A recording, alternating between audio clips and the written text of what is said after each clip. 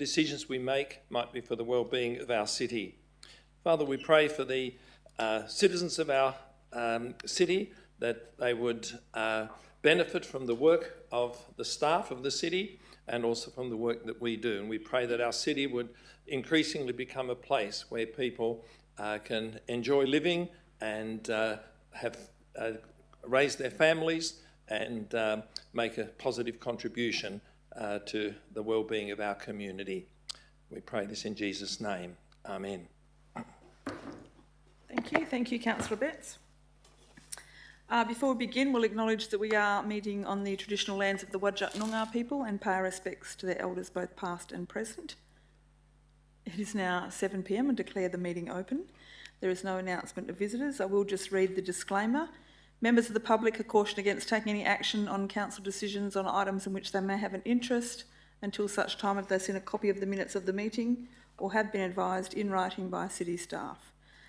Please note, all council meetings are digitally recorded and live streamed on the city's YouTube channel, except for confidential agenda items, during which time the live stream will be temporarily suspended.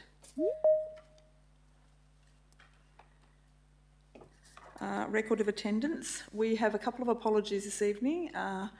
Joining us online, we have Councillor Dalton and Councillor Dewhurst. And Councillor Dewhurst, we will need your video, thank you. And we have apologies from, thank you, Councillor Lloyd, Deputy Mayor Williamson and Councillor Zhang. They are apologies this evening. They are unwell, so moving on. Are there any disclosures of interest, councillors? No. No announcement this evening. Reports of delegates. Any reports from delegates? Councillor Betts, thank you. Thank you, Madam Mayor. On Wednesday, the 8th of April, I attended the South East Metropolitan Regional Road Subgroup meeting at Victoria Park. For the newer members of the council and also for the benefit of the public gallery, you might wonder what the South East Regional Road Subgroup actually is. There are 10 regional road groups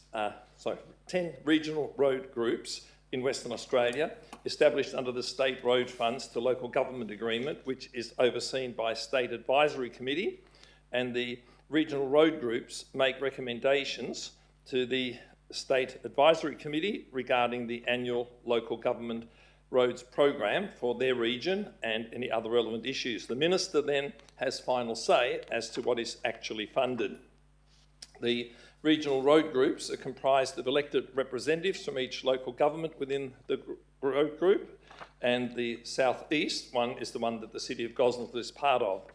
Our group is supported by a technical committee comprised of local government staff, and our very own Martin Glover is the head of that technical committee. And the regional roads group provide local government with a voice in how the state government's contribution to local roads is spent. The regional roads group members serve a vital and valuable role in ensuring road funding decisions maximise community benefit and preserve and improve the public road network across Western Australia. So this Regional Roads Committee, it's about developing and recommending to the State Advisory Committee an annual program that's to be funded, and then they monitor the implementation of that program in our region, and they develop and recommend to the State Advisory Committee strategies for significant local government roads, and the recommendations for funding are sort of in 3 areas: road rehabilitation, road improvement, and the black spot funding. And when projects are approved for funding, they naturally are costed, but sometimes there are unanticipated costs. And at the meeting, there was some discussion about the cost of bitumen, which since the situation with Iran and all of that's happened, has increased significantly. And there was mention that road rehabilitation costs increased something like 30%, which, if that increase persists, along with high diesel prices, may mean that there has to be a reduction in the number of projects that can actually be funded moving forward.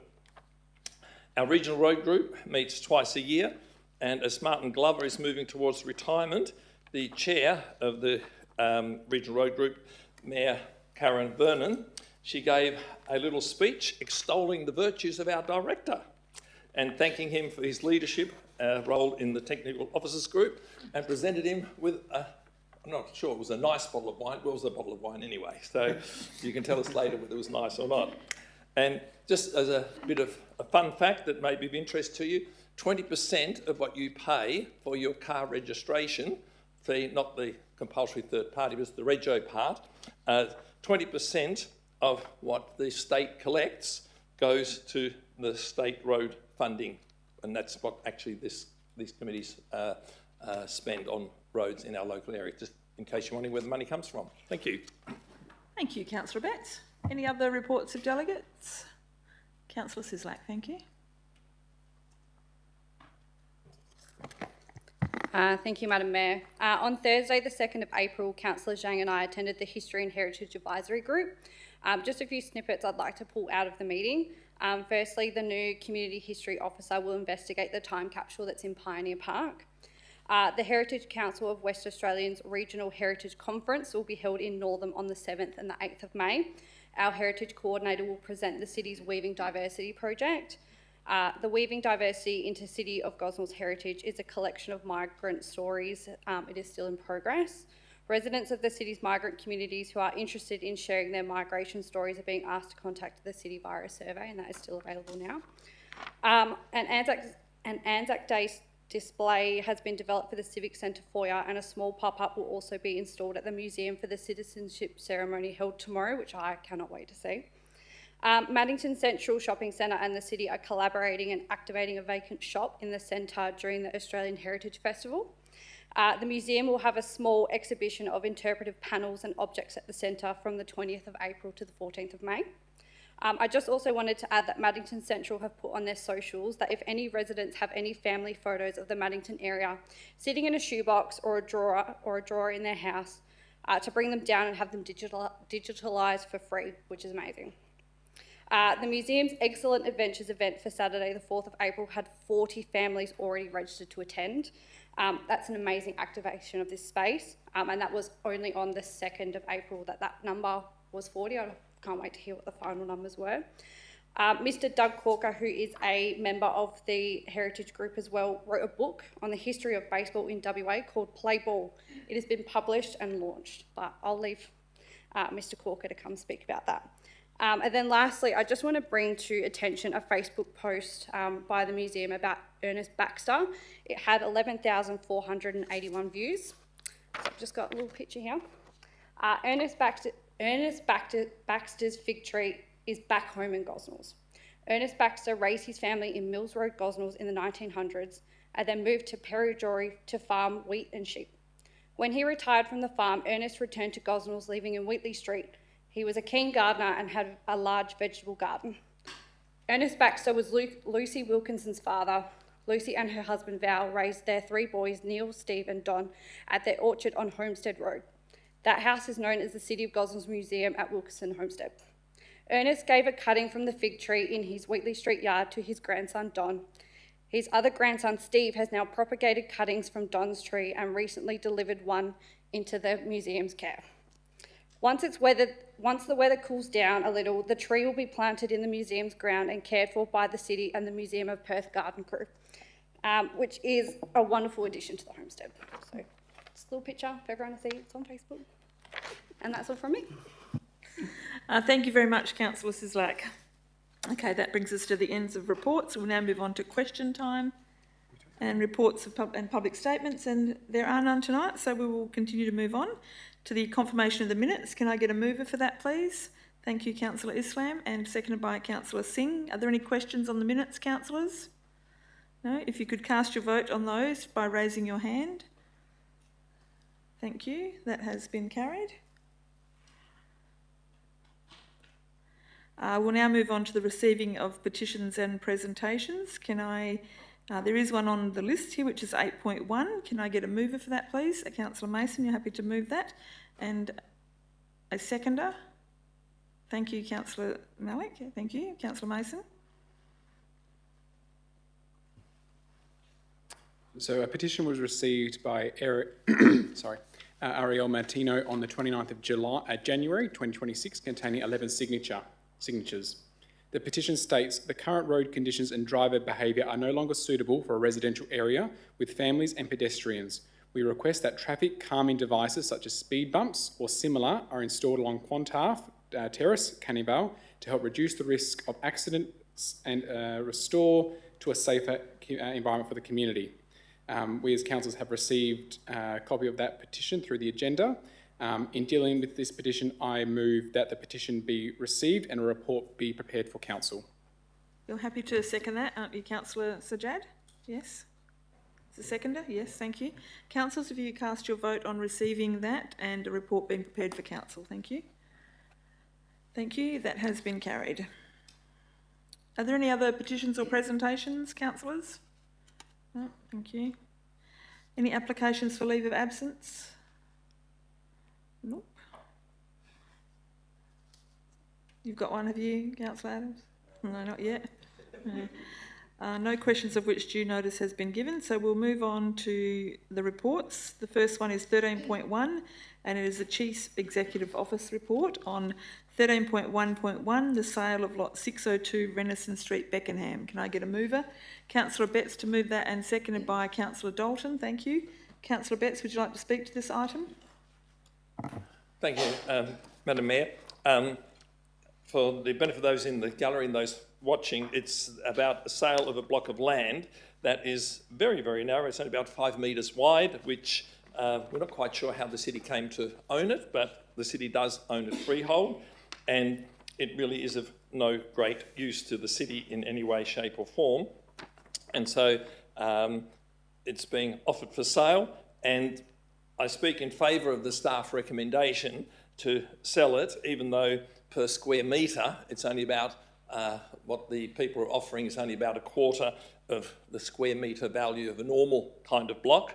But the reality is it's of absolutely no use to the city, and if we sell it to the owner of the who's willing to buy it, adjoining it, when they develop that site, it will increase the size of their site slightly, which hopefully will result in slightly better development, which hopefully will result in slightly more rates revenue for the city.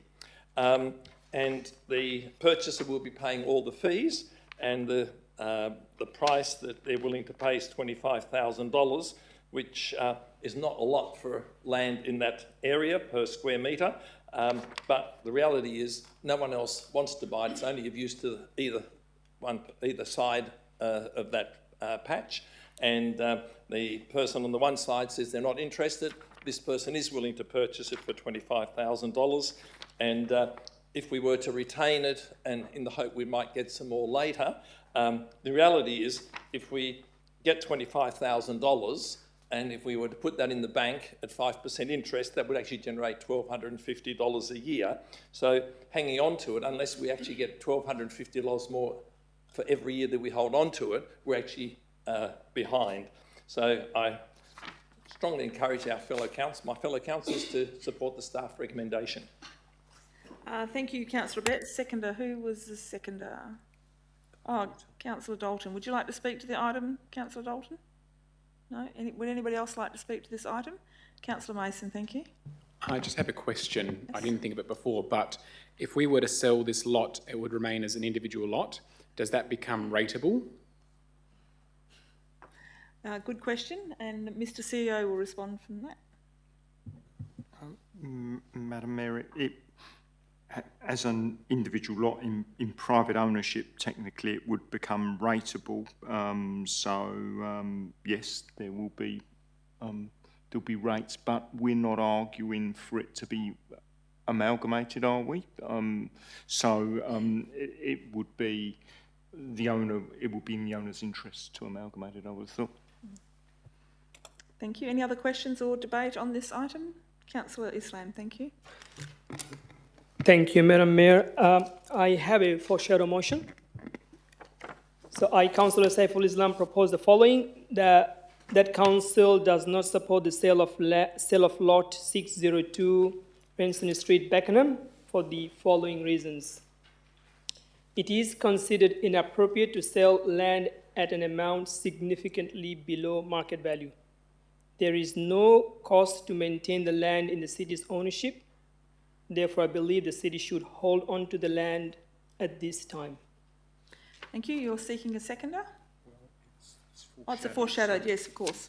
So if councillors, if this item doesn't get approved, it will go to the foreshadowed motion. Thank you. Did you want to speak to this item? Yeah, please, if I can. I do not support the sale of this land, particularly while the land is considered difficult to use, but selling at $25,000, well below the market value, which was $100,000.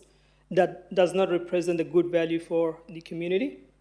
And once, like anything, once this land is sold, it's gone forever.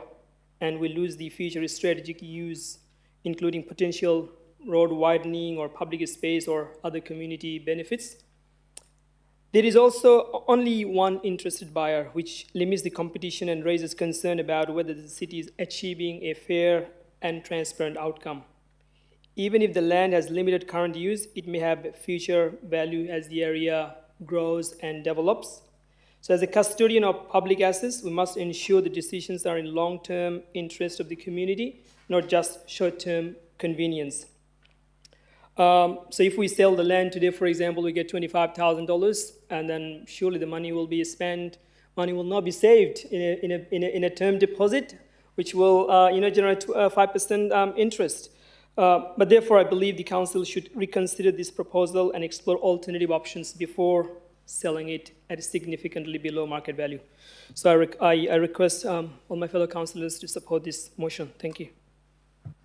Thank you, Councillor Islam. Would anybody else like to speak to this item? Councillor Dewhurst was waving his hand before, so I will get Councillor Dewhurst. Thank you. Turn your mic. Yeah, thanks, Madam Mayor. I speak in support of the staff recommendation. Before I do speak, though, I just want to ask two questions. Is there a road going up alongside this block? And the second question is, are we not taking or asking him to succeed, which give us some land for that road making? Is that right or not? I believe you are correct, Councillor Dewhurst. If the CEO would like to add anything more to that? No, Councillor Dewhurst is correct. When the owner comes to develop, he will be asked to cede the land and to construct a road there. So would he be receiving, say, $25,000 from us for ceding that road, or is it just going to be given to us? Thank you, Mr. CEO. It's ceded free of cost, Madam Mayor. Okay, so I'll speak in support of the staff recommendation. Look, I think it's be pretty poor form. This guy's had access to this land for many, many, many years and has taken care of it. The city's not had any use for it. I can't see the city ever having any use for it. If we expected him to give us land for free, if we're going to make him pay for this land of $25,000, I mean, be it whatever the city's negotiated with him, but I just think it would be very poor form and very un-Australian to expect him to give us the land and then not expect anything in return. So just the last question is that what's the size of that land to the size of the land that would probably be taken from him? If you've got the answer to that, I'd just like to know. The Director for Planning has said it's roughly the same size. All right, okay. Well, I mean, if I was the owner of that house, I'd be saying, well, I'll give you that, you give me this. And but anyway, if it's willing to pay $25,000, I think it's a bonus for the city and looking after ratepayers. So I ask councillors to support the recommendation. Thank you. Thank you, Councillor Dewhurst. Now, Councillor Sislak, thank you. Thank you, Madam Mayor. I am also speaking in support of the staff recommendation. If we decided not to proceed with the staff recommendation tonight, we also run the risk of a gamble.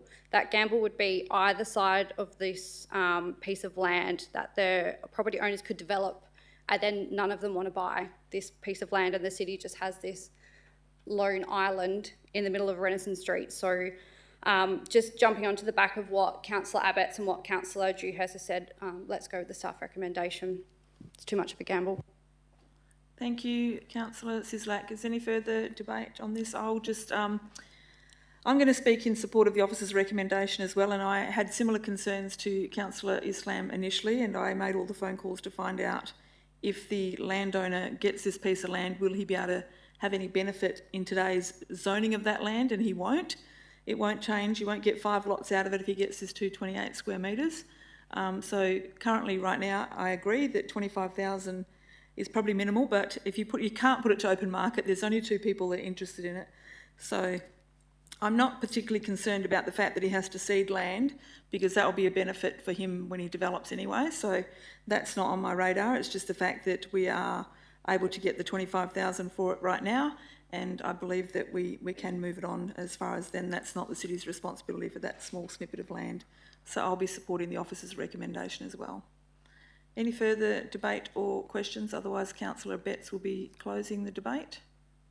No, thank you, Councillor Betts. Thank you, Madam Mayor. Just a couple of things. In terms of what Councillor Dewhurst was saying, even though he's supportive of the motion anyway, perhaps it just should be clarified that even if he doesn't purchase this land, when he develops it, he has to cede that land for the road anyway. So that's irrespective of whether he gets this piece of land. So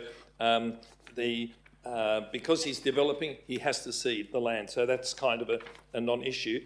And just Councillor Islam's point that the valuation per square metre makes it $100,000, but tell me anybody in the city of Gosnells who would be prepared to buy a block of land that's only 5 metres wide. Nobody. There's no person would buy that block of land, full stop. So if neither of the 2 adjoining owners purchase it, we're not going to get 1 cent for it eventually. That's the reality. So the owner that is willing to purchase it for $25,000 is actually, in a sense, he's getting a bargain in terms of per square metre, adding that to his site, but it doesn't actually make his site that much more valuable, because I understand he can only develop, was it 3 units, I think, on it, or 4. It doesn't actually, it's not enough space to actually add an extra unit onto the potential site there. So I just thought that's worth mentioning. So I just encourage people to support the staff recommendation. Thank you. Thank you, Councillor Betts. Councillors, if you please cast your vote by a show of hands if you support the recommendation. Thank you. That has been carried. Okay, we now move on to 13.1.2, the WALGA Climate Change Advocacy Petition. Can I get a mover for this, please? Councillor Sislak to move this, Councillor Dewhurst to second this. Councillor Sislak, would you like to speak to this item? Councillor Dewhurst, would you like to speak to this item? Councillor Betts, would you like to speak to this item? Thank you. I hope you're not going to get sick of my voice today. Then look, a lot of talking. Your sorry. show, Pete. Madam Mayor, I rise to speak in support of the staff recommendation. And I think the topic of climate change is one that has a long and fascinating history. People love to talk about the weather. And some of you know I was born in Germany, and in southern Germany, there's a saying, and when you say it in German, it rhymes really well, but there's the farmer who claims that he can always predict the weather without fail. And what it is he says, when the cock sits on the manure heap and crows, the weather will change or would remain as it is. And he said, I'm 100% right all the time. So in English, it doesn't sort of sound so funny. But maybe you tell us in German then. Yeah, no, I won't do that. Won't bore you with that. Under the Local Government Act amendments recently, the function of local government has also been expanded to include planning for and mitigating the risk associated with climate change. And I don't think any of us have any particular issue with that. But I think what we need to remember is that climate changes and fluctuates over time. That's well established. None of us are old enough to remember, but the medieval warm period from 950 AD to 1250 AD in Europe was about 4 to 5 degrees warmer than what it is today. No one knows what drove that change in temperature. And I don't think it was the carbon dioxide emissions from their wood fires of the people that lived in those days. Interestingly, after that time, we entered the mini ice age from 1400 to the early 1800s. In those days, and I'm sure our CEO wasn't old enough to remember when the Thames used to freeze over, coming from the UK. The Thames used to freeze over, it doesn't do that anymore. And the British and the Europeans must have been a pretty tough mob, because despite the huge change in temperature, that they actually managed to survive without declaring a climate emergency. They even didn't appoint a commissioner for climate change. They just adapted to their new situation and got on with living. And of course, the big question is, what drove those changes to the climate in the past? And the world climate has fluctuated over the millennia. That's well documented.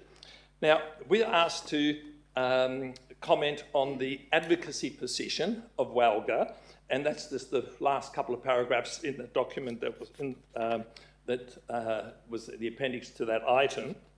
But interesting, in the WALGA policy position, which is on their website, it's got an interesting statement. It says the science is clear, the climate change is occurring, don't have an issue with that. And then it says, and greenhouse gas emissions from human activities are the dominant cause. Now, that is the belief of many, but I have yet to find one scientific paper published anywhere that has provided conclusive evidence to substantiate that statement. Now, if we accept that climate change in the past was not caused by human activities, how can we be sure that those forces that operated for millennia have now somehow, mysteriously, all of a sudden stopped? As a scientist, I would suggest that a scientifically more appropriate statement would be greenhouse gas emissions from human activities may be contributing to climate change, and because that is a possibility that hasn't been eliminated, and there is evidence to suggest that it could be contributing to climate change, I support the concept of reducing our emissions of greenhouse gases where it can be done without imposing unreasonable cost on the community and without just transferring our emissions to China by getting them to manufacture everything, and they're doing the emitting for us. So to say that there is a climate crisis, as the WALGA policy document asserts, is hyperbole, and I believe such emotive language isn't particularly helpful.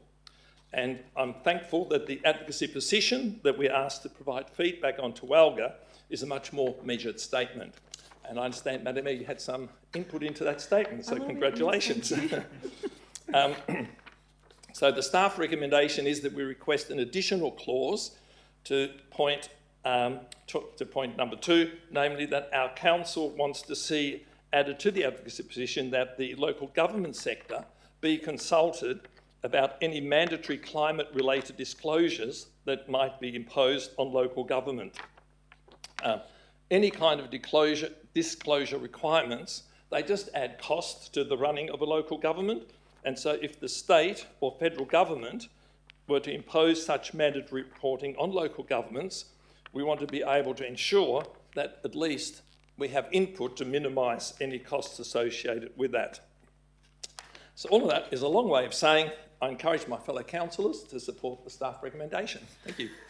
Thank you, Councillor Betts. Thank you very much for your debate on that item. Councillors, is there any further debate on this item? No, councillors, would you like to close? Councillor Mason, you're ready to vote, are you? Councillors, if you would like to cast your vote on the WALGA climate change advocacy position, thank you. That has been carried. We'll now move on to the draft modified local planning policy 2.6 display homes and land sales offices adoption for advertising. Can I move Councillor Adams to move this and Councillor Islam to second this? Any debate or questions on this item, councillors? No? If you would like to cast your vote, thank you. Thank you, that has been carried. Moving on, 13.4.1, the History and Heritage Advisory Group meeting on the 2nd of April 2026. Can I get a mover for this? Councillor Sislak, thank you. Seconded by Councillor Mason, thank you. Any questions or debate on this item, councillors? No? If you would like to cast your vote, thank you. Thank you, that has been carried. 13.5.1, the change to the method of rating. Can I get a mover for this, please? Councillor Dewhurst to move this and seconded by Councillor Dalton. Would you like to speak to this item, Councillor Dewhurst? Councillor Dalton? Would anybody else like to speak to this item? No? If you could like to cast your vote, please. Thank you, that has been carried. 13.5.2, the panel for 01-2026 tree planting service. Can I get a mover for this, please? Councillor Adams to move this and Councillor Singh to second this. Thank you. Councillor Adams, do you have any debate or questions? Councillor Singh? I think no. Anybody else got any questions on this item? No. Thank you. Councillors, please cast your vote. Thank you. That has been carried. There are no motions of which previous notice has been given, no urgent business, no confidential matters. Declare the meeting closed at 7:31. Thank you very much, councillors. Thank you to the people in the gallery and to ladies and gentlemen at home. Thank you very much.